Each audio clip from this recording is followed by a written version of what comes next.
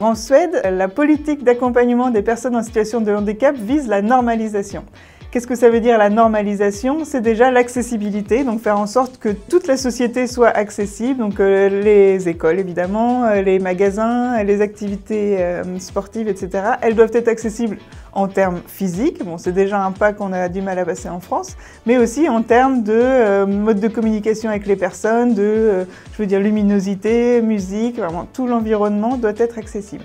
Le deuxième élément, c'est la participation. Donc il faut vraiment que les personnes en situation de handicap puissent être en condition d'exercer leurs droits de citoyens et de participer à la vie sociale.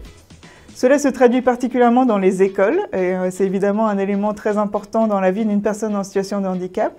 Et donc cette normalisation passe par plusieurs éléments. D'une part, cet engagement à apporter les aides à toutes les personnes en situation de handicap pour qu'elles puissent mener leur scolarité le plus normalement possible.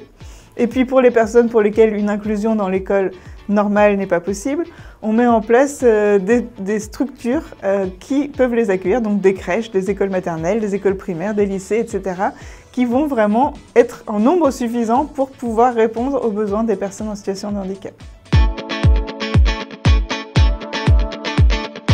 Alors, le bénéfice de la politique de normalisation de l'accompagnement des personnes en situation de handicap en Suède, c'est de retourner la pyramide, de changer le focus. Le slogan en Suède, qui je trouve est vraiment très intéressant, ce n'est pas les personnes qui ont des déficiences, c'est la société qui a des déficiences. Ce n'est plus aux personnes en situation de handicap de s'adapter à la société, c'est vraiment à la société de s'adapter aux besoins des personnes en situation de handicap. Ça change tout d'avoir ce retournement, c'est vraiment un élément central pour que les personnes en situation de handicap puissent vivre une vie la plus normale possible qui réponde à leurs souhaits et à leurs besoins.